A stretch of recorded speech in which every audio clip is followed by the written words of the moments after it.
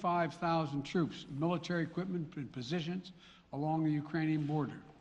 He moved blood supplies into position and built a field hospital, which tells you all you need to know about his intentions all along. He rejected every good faith effort the United States and our allies and partners made to address our mutual security concerns through dialogue to avoid needless conflict and avert human suffering. For weeks, we have been warning that this would happen. And now it's unfolding largely as we predicted. In the past week, we've seen shelling increase in the Donbass, a region in eastern Ukraine controlled by Russian-backed separatists. The Russian government has perpetrated cyber attacks against Ukraine. We saw a staged political theater in Moscow, outlandish and baseless claims that Ukraine was about to invade and launch a war against Russia, that Ukraine was prepared to use chemical weapons, that Ukraine committed a genocide. Without any evidence, we saw a flagrant violation of international law in attempting to unilaterally create two new so-called republics on sovereign Ukrainian territory. And at the very moment that the United Nations Security Council was meeting to stand up for Ukraine's sovereignty, to stave off invasion, Putin declared his war. Within moments, missile strikes began to fall on historic cities across Ukraine.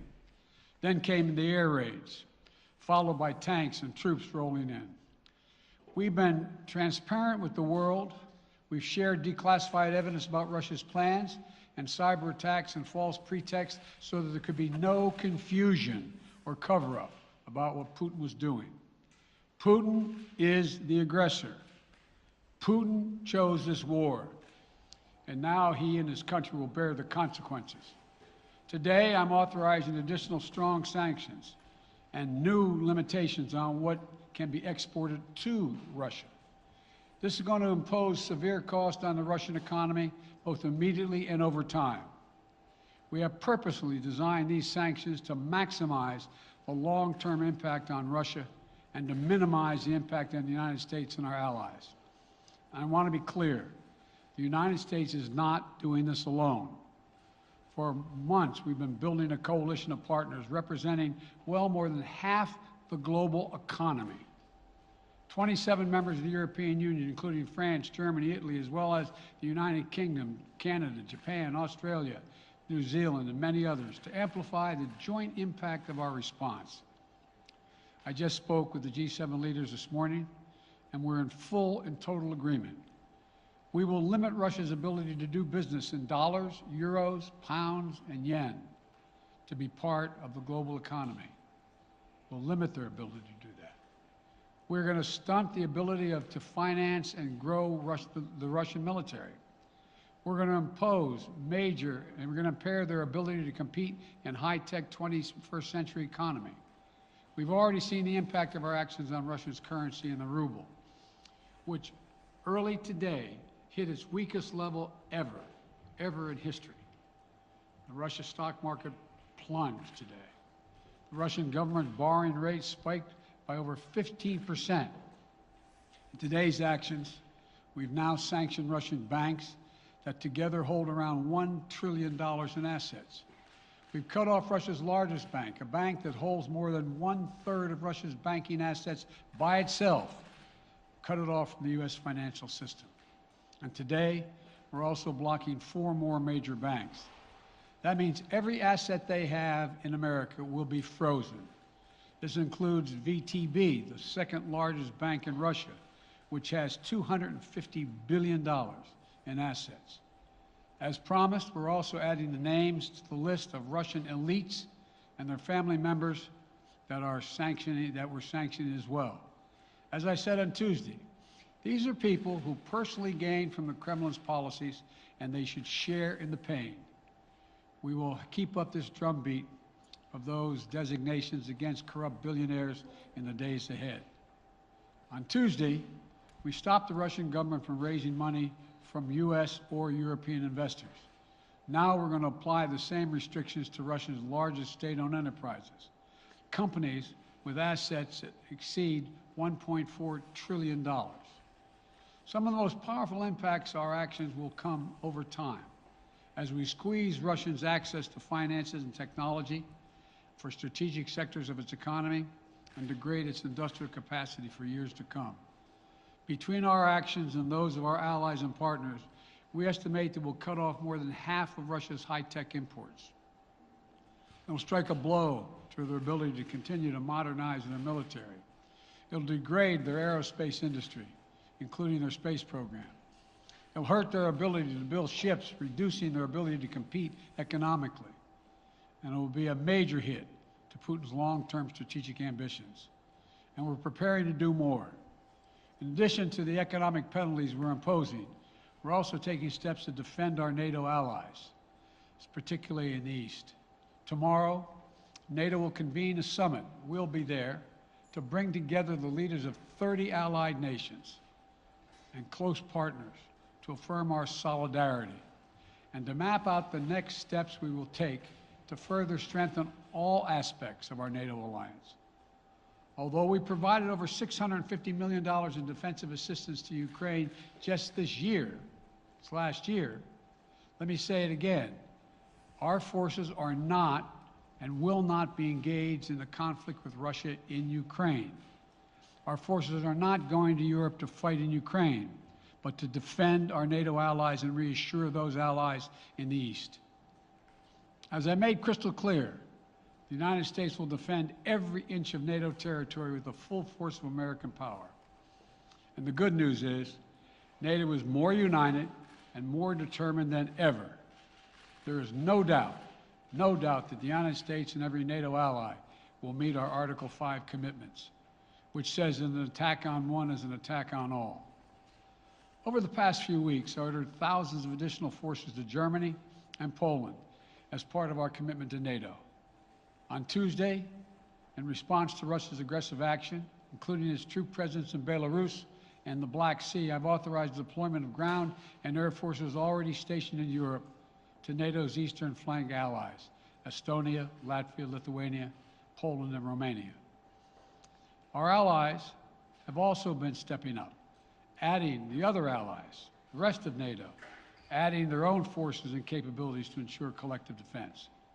And today, within hours of Russia's unleashing its assault, NATO came together and authorized and activated an activation of response plans. This will enable NATO's high readiness forces to deploy and when and where they are needed to protect our NATO allies on the eastern boundaries of Europe. And now I'm authorizing additional U.S. force capabilities to deploy to Germany as part of NATO's response, including some of the U.S.-based forces that the Department of Defense placed on standby weeks ago. I've also spoken with Defense Secretary Austin and Chairman of the Joint Chiefs, General Milley, about preparations for additional moves should they become necessary to protect our NATO allies and support the greatest military alliance in the history of the world, NATO. As we respond, my administration is using the tools, every tool at its disposal, to protect American families and businesses from rising prices at the gas pump. You know, we're taking active steps to bring down the cost, and American oil and gas companies should not exploit this moment to hike their prices to raise profits. You know, in our sanctions package, we specifically designed to allow energy payments to continue. We are closely monitoring energy supplies for any disruption. We've been coordinating with major oil producing and consuming countries toward our common interest to secure global energy supplies.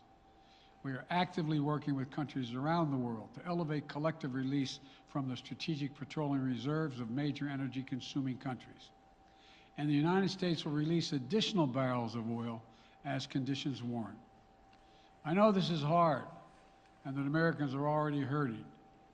I will do everything in my power to limit the pain the American people are feeling at the gas pump. This is critical to me. But this aggression cannot go unanswered. If it did, the consequences for America would be much worse. America stands up to bullies. We stand up for freedom. This is who we are. Let me also repeat the warning I made last week. If Russia pursues cyber attacks against our companies, our critical infrastructure, We are prepared to respond. For months, we've been working closely with the private sector to harden our cyber defenses, sharpen our ability to respond to Russian cyber attacks as well. I spoke last night to President Zelensky of Ukraine, and I assured him that the United States, together with our allies and partners in Europe, will support the Ukrainian people as they defend their country. We'll provide humanitarian relief to ease their suffering. And in the early days of this conflict, Russia propaganda outlets will keep trying to hide the truth and claim success for its military operation against a made-up threat. But history has shown, time and again, how swift gains in territory eventually give way to grinding occupations, acts of mass civil disobedience, and strategic dead ends. The next few weeks and months will be hard on the people of Ukraine. Putin has unleashed a great pain on them, but the Ukrainian people have known 30 years of independence. They have repeatedly shown that they will not tolerate anyone who tries to take their country backwards. This is a dangerous moment for all of Europe, for the freedom around the world. Putin has committed an assault on the very principles that uphold the global peace. But now, the entire world sees clearly what Putin and his Kremlin allies are really all about. This was never about a genuine security concerns on their part. It was always about naked aggression, about Putin's desire for empire by any means necessary, by bullying Russia's neighbors through coercion and corruption, by changing borders by force, and ultimately by choosing a war without a cause. Putin's actions betray his sinister vision for the future of our world, one where nations take what they want by force. But it is a vision that the United States and freedom-loving nations everywhere will oppose with every tool of our considerable power. The United States and our allies and partners will emerge from this stronger, more united, more determined, and more purposeful. And Putin's aggression against Ukraine will end up costing Russia dearly, economically and strategically. We will make sure of that. Putin will be a pariah on the international stage. Any nation that countenances Russia's naked aggression against Ukraine will be stained by association. When the history of this era is written, Putin's choice to make a totally unjustifiable war on Ukraine will have left Russia weaker and the rest of the world stronger.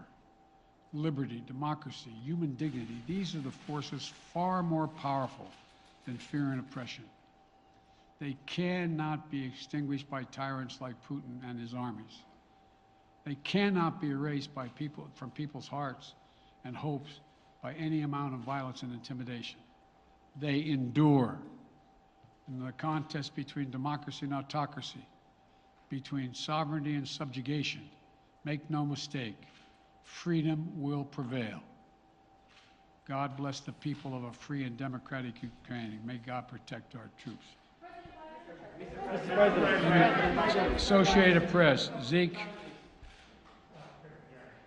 you have any plans to speak with President Putin at this point, and what interactions have you had with the Russian government? I heard the first part. Do I have any plans to speak with Putin at this point, and what? What communications have you had with the Kremlin as far as military operations in Ukraine and making sure this does not spiral into a larger conflict? Well, it's a large conflict already. The way we're going to ensure it's not going to aspire to a larger conflict is by providing all the forces needed in the Eastern European nations that are members of NATO. NATO is more united than it's ever been, and I have no plans to talk with Putin. Wall Street Journal, Tarina. Mr. President, you didn't mention SWIFT in your sanctions that you announced. Is there a reason why the U.S. Isn't doing that? Is there a disagreement among allies regarding SWIFT and whether Russia should be allowed to be a part of it? The sanctions that we've proposed on all their banks have of equal consequence, maybe more consequence than SWIFT, number one. Number two, it is always an option, but right now that's not the position that the rest of Europe wishes to take. Cecilia Vega, ABC. Sir, sanctions clearly have not been enough to deter Vladimir Putin to this point. What is going to stop him? How and when does this end? And do you see him trying to go beyond Ukraine? And a second question I'll just give to you now. This statement that he gave last night, the threat that he gave, the West will face consequences greater than any you have faced in history. Is he threatening a nuclear strike? I have no idea what he's threatening. I know what he has done, number one. And number two, no one expected the sanctions to prevent anything from happening. It has to show, this is going to take time, and we have to show resolve so he knows what's coming. And so the people of Russia know what he's brought on them. That's what this is all about. This is going to take time. It's not going to occur, he's going to say, oh my God, these sanctions are coming, I'm going to stand down. He's going to test the resolve of the West to see if we stay together, and we will. We will, and it will impose significant costs on him. Will he go beyond Ukraine, sir? Do you see him going? Yes. Thank you. Two topics, just really quick. First, markets are down and gas prices are up. I know you always stress the difference between Wall Street and Main Street, but everybody seems to be in for some economic pain. How economically painful is it going to get for people in this country? And I do have one more question. First of all, there's no doubt that when a major nuclear power attacks and invades another country, that the world is going to respond, and markets can respond all over the world. So there's no doubt about that, number one. Number two, the notion that this is going to last for a long time is highly unlikely as long as we continue to stay resolved in imposing the sanctions we're going to impose on Russia, period. What's the next question? I'm sorry. The next question is, did you underestimate Putin, and would you still describe him the way that you did in the summer as a worthy adversary? At the time, he was, I made it clear, as an adversary, and I said he was worthy. I didn't underestimate him. And I've read most of everything he's written. Did you read I shouldn't, I'm not a wise guy. You heard the speech he made, almost an hour's worth of speeches, why he was going into Ukraine. He has much larger ambitions in Ukraine. He wants to, in fact, reestablish the former Soviet Union. That's what this is about. And I think that his ambitions are completely contrary to the place where the rest of the world has arrived. And with his ambitions, you're confident that these devastating sanctions are going to be as devastating as Russian missiles and bullets and tanks? Yes, Russian bullets, missiles, and tanks in Ukraine. Yes, I am. Thank you, President Biden. If sanctions cannot stop President Putin, what penalty can? I didn't say sanctions couldn't stop him. You've been talking about the threat of these sanctions for several weeks now. Yes, but the threat of the sanctions and imposing the sanctions and seeing the effect of the sanctions are two different things. They're two different things. And we're now he's going to begin to see the effect of the sanctions. And what will that do? How will that change his mindset here, given he's Because it attacking will so Ukraine as we weaken his speak? country that he'll have to make a very, very difficult choices of whether to continue to move toward being a second-rate power or, in fact, respond. You said in recent weeks that big nations cannot bluff when it comes to something like this. You recently said that the idea of personally sanctioning President Putin was on the table. Is that a step that you're prepared to take? And if It's not a bluff, it's on the table. sanctioning President Putin? Yes. Why not sanction him today, sir? Mr. President? Why not sanction him today, sir? Mr. President, if I can, you detailed some severe and swift new sanctions today and said the impact it will have over time. But given the full-scale invasion, given that you're not pursuing disconnecting Russia from what's called SWIFT, the international banking system, or other sanctions at your disposal, respectfully, sir, what more are you waiting for? Specifically, with the sanctions we've imposed exceed SWIFT. The sanctions we imposed exceed anything that's ever been done. The sanctions we imposed have generated 2/3 of the world joining us. They are profound sanctions. Let's have a conversation in another month or so to see if they're working. Yes. Can I ask you about Zelensky? Sir, you spoke to Vladimir Zelensky yesterday, sir? What's the risk that we are watching the beginning of another Cold War? And is there now a complete rupture in U.S. and Russian relations? There is a complete rupture right now in U.S.-Russian relations if they continue on this path that they're on. And in terms of a Cold War, that depends. You have the vast majority of the rest of the world in total opposition to what he's doing, from Asia to South America to Europe to around the world. And so it's going to be a cold day for Russia. The idea, you don't see a whole lot of people coming to his defense. And are you, if I could follow up, sir, are you urging China to help isolate Russia? Are you urging China to help isolate Russia? I'm not prepared to comment on that at the moment.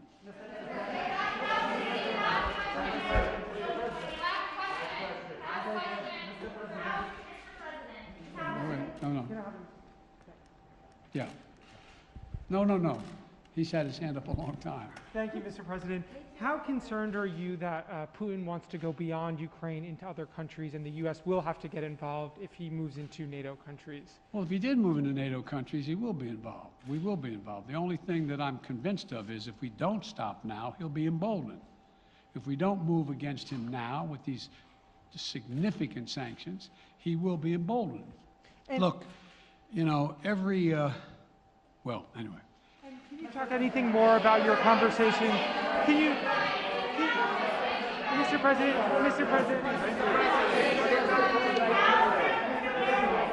Why not sanction Putin directly, sir? Why not sanction Putin directly today? I'm sorry, I can't hear you. So India, which is a major defense partner of the United States, is India fully with you on the issue of Ukraine and Russia? Does the Defense Department of the United States... So India is one of your major defense partners.